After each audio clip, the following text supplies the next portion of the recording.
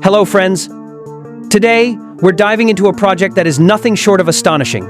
Israel's national water carrier, often called Israel's massive water highway. This is an engineering feat that not only solved Israel's severe water crisis, but also set a benchmark for the entire world. Imagine a desert nation, once plagued by water shortages, now producing so much water that it has become an exporter. How did they achieve this? Today, we will explore this in detail: its history, design, challenges, and global impact. So, let's get started. But before we proceed, we have a small request.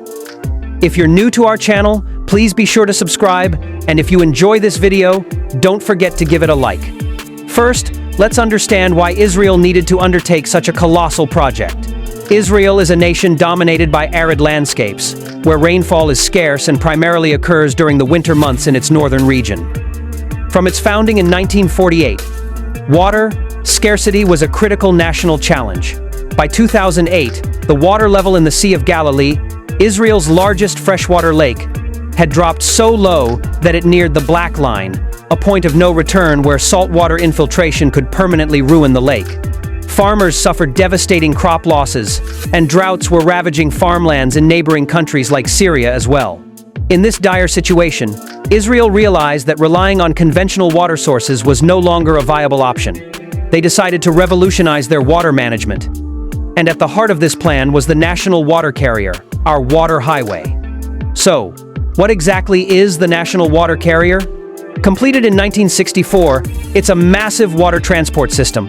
Its primary purpose was to draw water from the Sea of Galilee and deliver it to the populous central and arid southern regions of Israel.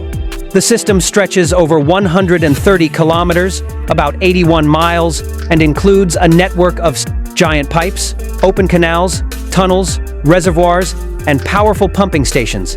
At its peak, the carrier can move 7,200 cubic meters of water every hour. That's a staggering 1.7 million cubic meters per day.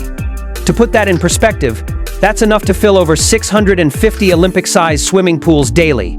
It utilizes advanced technology, like the Sapir pumping station, to push water to high elevations, employing a perfect combination of gravity and pumping to ensure water reaches every corner of the country. Let's delve into its history. Israel initiated this project in the 1950s, driven by a growing population and the expanding needs of its agricultural sector.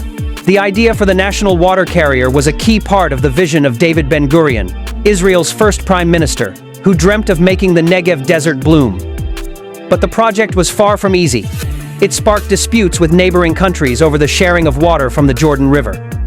In 1955, the U.S.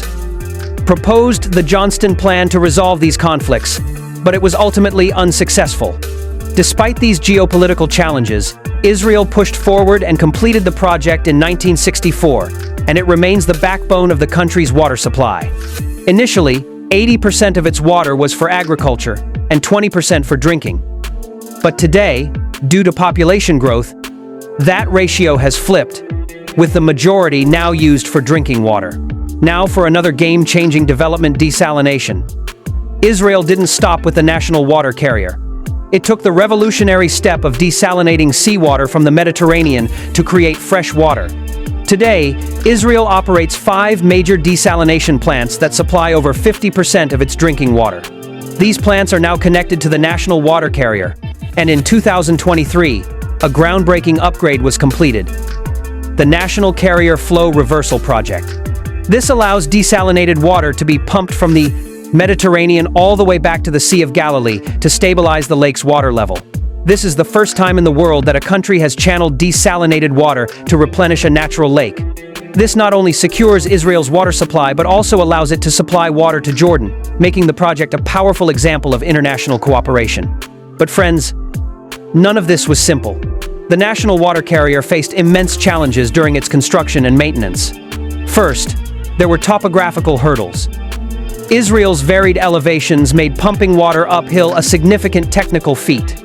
Second, political tensions over water sharing with Arab nations were a constant source of conflict. Third, there were environmental concerns. Desalination plants emit greenhouse gases, and the brine discharge can harm marine life. protecting the delicate ecosystem of the Sea of Galilee was also a top priority. Israel tackled these challenges by deploying advanced technology, such as chemical-free filtration systems and highly efficient drip irrigation, which minimizes water waste. These innovations have cemented Israel's status as a world leader in water management. Let's talk about the project's global impact. Today, Israel produces about 20% more water than it needs and has become a major exporter of water technologies. Arid regions across the globe, from the parched landscapes of the American Southwest, like Arizona and Utah, to Middle Eastern nations, are studying Israel's model. This water highway is an inspiration not just for Israel, but for the world. It proves that necessity is the mother of invention. Faced with a crisis, Israel not only solved its own problem but also created a blueprint for sustainability and conservation. Another interesting point is the cultural mindset. In Israel, water is considered public property, and children are taught water conservation from a young age, learning to turn off the shower or use dual-flush toilets. This is a powerful lesson for us all. And friends, the most remarkable aspect of this project is that it not only made Israel self-sufficient, but also created a roadmap for nations worldwide struggling with water scarcity.